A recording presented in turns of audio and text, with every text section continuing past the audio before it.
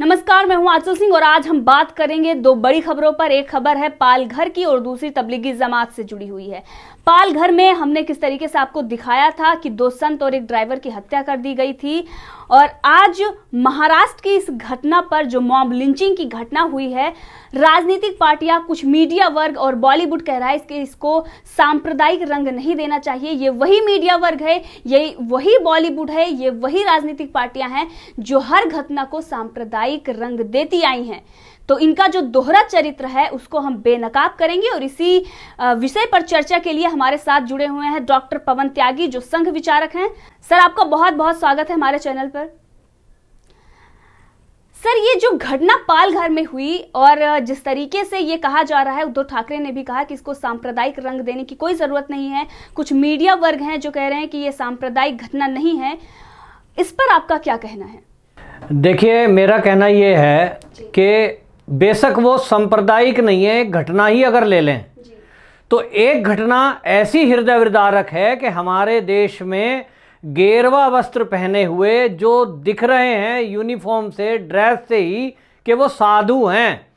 हमारे यहाँ इस देश की संस्कृति है कि यदि कोई गेरवा वस्त्र पहने हुए, ये कहा गया है कि कोई डाकू भी है, उसको नहीं देखना, गेरवे वस्त्र के प्रति पूरा देश नतमस्तक होता है और उनका आदर करता है। लेकिन वहीं वो जो भीड़ थी, जिसको भीड़ कह रहे हैं, मेरा तो शक है कि वो प्री प्लान था, क्योंकि एक एक किलोमीटर पे नाके लगाए गए हाईवे पे, वहाँ वो प्रशासन की अनुमति लेकर ही लॉकडाउन में गाड़ी लेकर आ रहे हैं, क्योंकि पैदल भी कोई व्यक्ति इस लॉकडाउन में नहीं चल सकता। और वो एक गाड़ी ले रहे थे, उस गाड़ी के अंदर वो लोग थे, लेकिन गेरवा वस्त्र पहने हुए थे।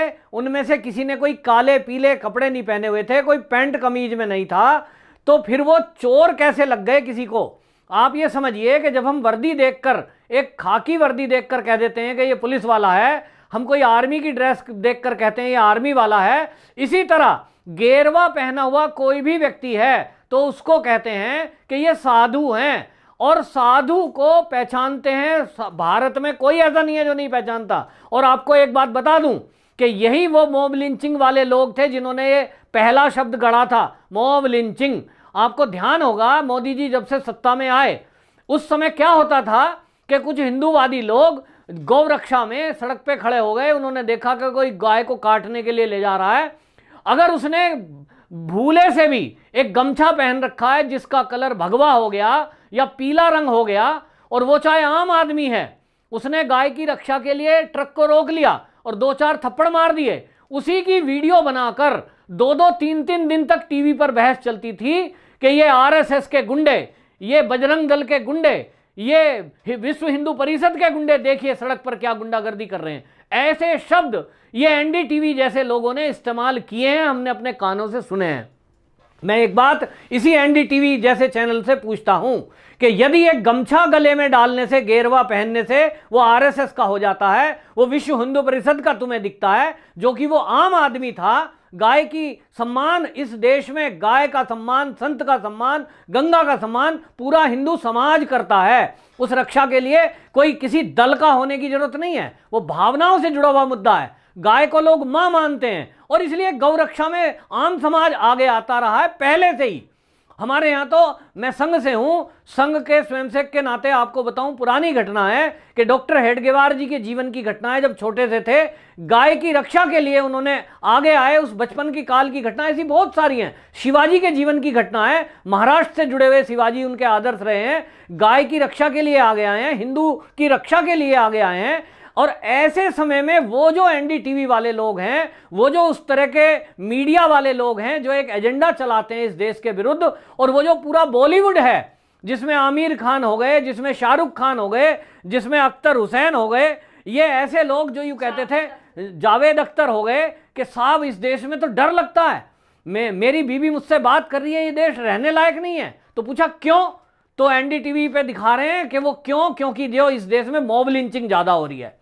मॉब लिंचिंग माने पब्लिक के द्वारा किसी एक व्यक्ति को पीटा जा रहा है, तो वो पिटने वाला अगर बाई चांस विशेष धर्म का व्यक्ति कोई निकल गया तो उसके पीछे पूरी लाइन खड़ी हो गई और उसको ऐसा इन्होंने प्रदर्शित किया है। 2014 से लेकर अब तक एक एजेंडा सेट किया है वामपंथी दलों ने, कांग्रेस ने और ये मीडिया ने मिलकर, और इसके साथ बॉलीवुड के मिलकर के मुनव्वर हुसैन जैसे एक कवि, इतने प्रसिद्ध कवि, वो अवार्ड लौटा देते हैं कि साहब मेरा हृदय बड़ा दुख से पीड़ित है। तो आपने सिद्ध करने की कोशिश की कि ये विश्व हिंदू परिषद और आरएसएस के लोग हैं जो सड़कों पर मुसलमानों को पीट रहे हैं। लेकिन आज वही लोग जिनको पूरा गेरवा वस्त्र पहने हुए साधु मिलते हैं, वो बता रहे हैं कि हम किसी एक मौत में जा रहे हैं। भाई हम साधु हैं। वो नागा साधु थे, ऊपर से नीचे तक गेरवा पहने हुए थे, वीडियो में साफ दिख रहा है। उन लोगों को नहीं पता लगा ये साधु हैं?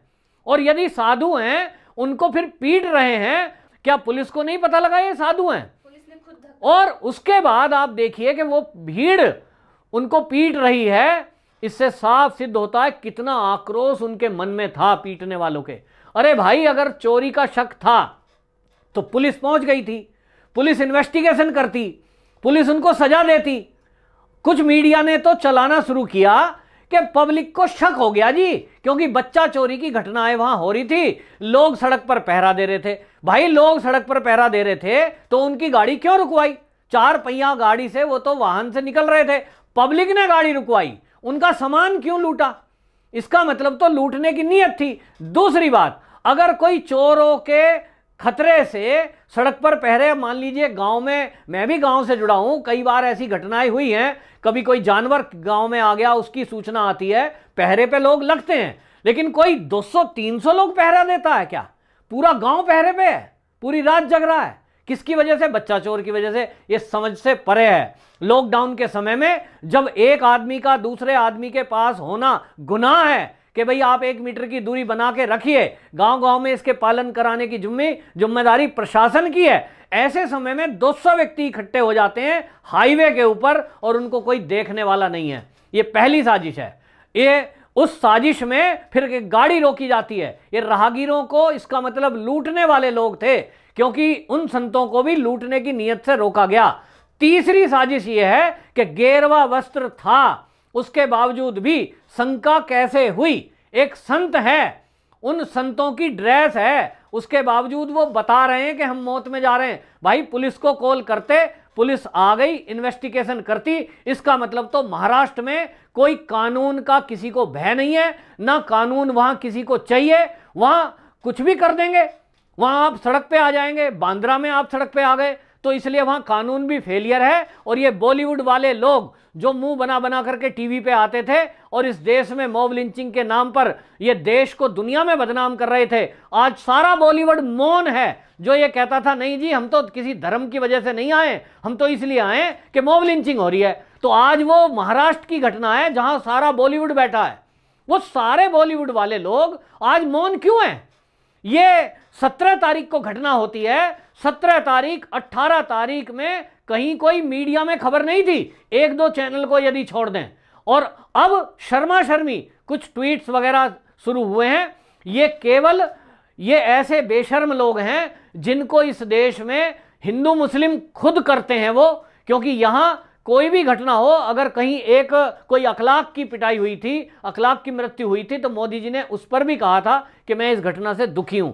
लेकिन दुर्भाग्य से ऐसे लोग जो धर्म को आधार रखकर लोगों के मृत्यु पे भी दुख प्रकट करने में शर्म संकोच करते हैं, ऐसा पूरा बॉलीवुड उसी महाराष्ट्र में है। और इसलिए मुझे तो ये उन बॉलीवुड वालों पे भी गुस्सा है, उस मीडिया पे भी गुस्सा है जो इस तरह की घटना में मौन है, जो एक हृदय विदारक घटना है और भारत के इतिहास की पहली घटना है। लेकिन पहली घटना पब्लिक के द्वारा है। ये जो कांग्रेस है जिसके सहारे से वहां सरकार चल रही है, ये जो शिवसेना है, इसने गद्दी पाने के लिए अपने आदर्शों से समझौता कर लिया। ये केवल सत्ता पाने के लिए उस कांग्रेस से समझौता कर लिया जो कांग्रेस ये साधुओं पर, उनको जेल भेजने के लिए, उन पर लाठी चलाने के लिए जानी जाती है। ये वही कांग्रेस है जिन्होंने ऐसे संत समाज पर लाठीचार्ज कराया है और अनेक बार ऐसे हमले किए हैं, ऐसा उत्पीड़न किया है। ये जब कांग्रेस के समर्थित सरकार वहां जब तक रहेगी महाराष्ट्र में, मैं कहता हूं इसी तरह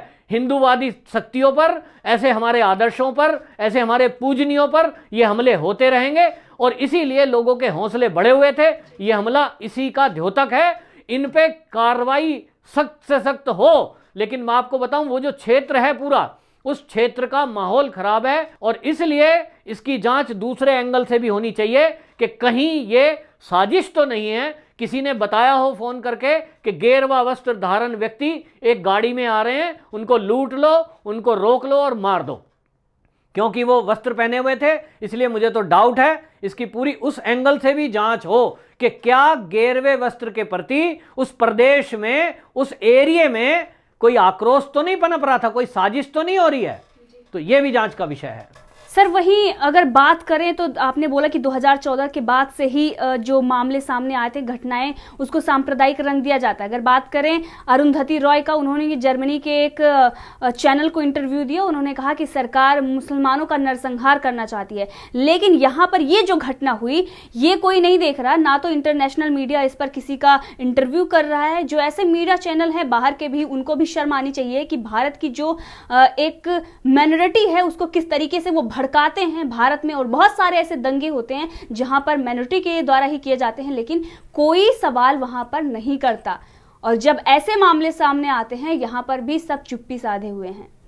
इसी के साथ हम बात करेंगे तबलीगी जमात की। तबलीगी जमात किस तरीके से भाग रहे हैं, बहुत ऐसी खबरें आ रही हैं। जब से ही ये पता चला है कोरोना वायरस के, जो पॉजिटिव कोरोना वायरस के मरीज मिले हैं, तबलीगी जमात के लोग बाहर आए हैं, तब से ही तमाम ऐसी खबरें आ रही हैं। कहीं छुप रहे हैं, कहीं डॉक्टरों पर हमला कर रहे हैं, कहीं पुलिसकर्मी पर हमला कर रहे हैं, सफाई कर्मी पर कर रहे हैं। लगातार ऐसी खबरें आ रही हैं।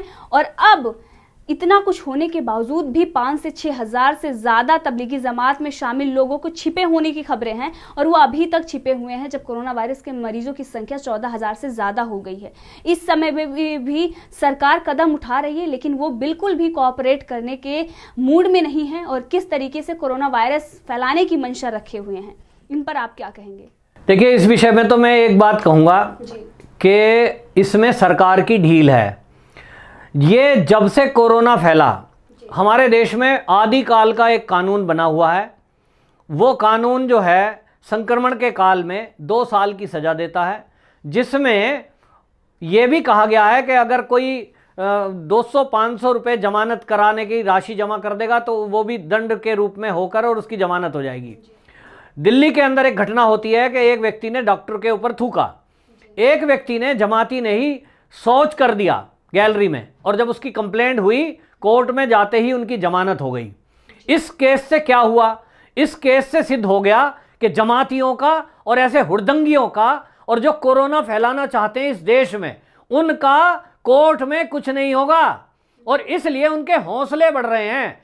टीवी पर सुबह से शाम तक डिबेट आती है, एक भी उनके धर्म के अनुयायी जो आते हैं, जो मौलाना हैं, जो मौलवी हैं, उसमें बहुत कम वर्ग ऐसा है जो ये कह रहा है हाँ ये गलत कर रहे हैं, इनको ये नहीं करना चाहिए था और इनको सख्त से सख्त सजा दो। इसके बजाय वो उल्टा क्या बहस करते हैं टीवी पे कि साहब आप संपूर्ण मुस्लिम समाज को बदनाम कर रहे हो, साहब आप जमाती कह रहे हो, तो क्या पूरा कोरोना जो है जमातियों ने ही फैला दिया? वो उदाहरण देने लगते हैं और कि साहब मंदिर से भी तो फैला, ये साहब वहां से भी तो फैला, इधर उधर की बातें करते हैं।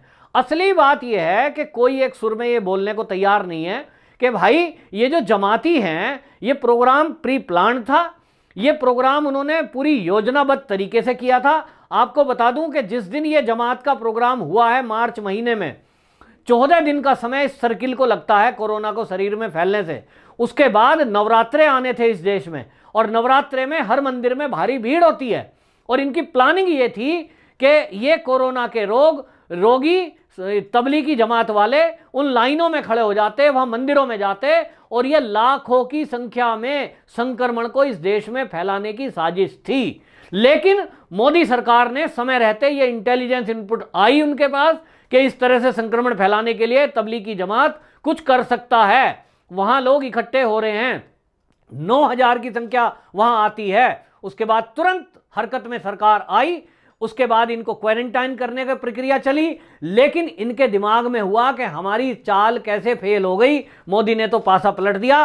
अब लेकिन ये इस तरह से कर रहे हैं कि ये क्वारंटाइन जो हो रहा है ना, हमने तो ऐसे वीडियो देखे हैं कि उसमें खुद वीडियो बना बना के डाल रहे हैं, यहां तो मजा आ रहा, यहां तो बहुत अच्छा खाने को मिल रहा।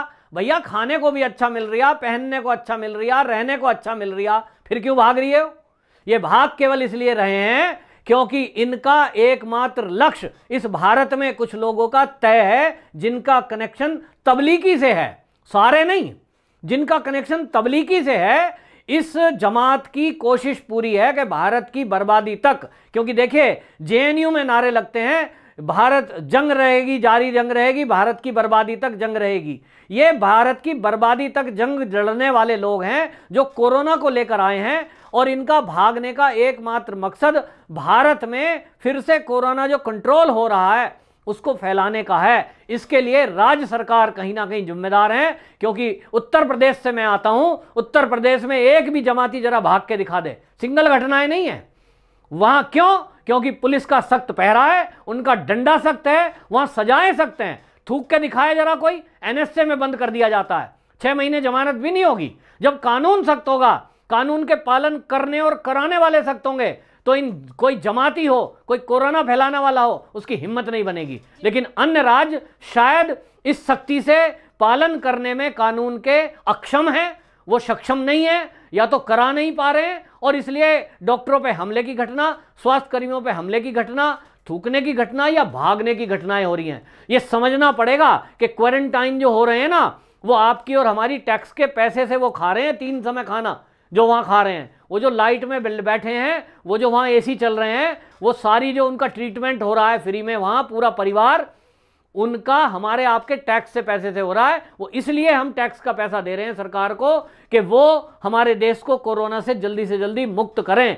ये इसलिए नहीं हो रहा है कि मटर गश्ती करें, आए खाएं पिएं और फिर वहां से खिसक के दोबारा से रोग को फैलाएं। इसके लिए सरकार जिम्मेदार है, सख्त कदम उठाए, और उसको ऐसा समझना चाहिए जितने क्वारंटाइन सेंटर हैं वो अस्थायी जेल होना चाहिए, वहां पहरा बिठाओ, सख्ती करो और उन लोगों को भागने ना दिया जाए, क्योंकि इस देश में उनकी साजिश तभी नाकाम होगी जब ये क्वारंटाइन सेंटर और हॉस्पिटल में वो उनको रोक कर हम इलाज कर पाएंगे।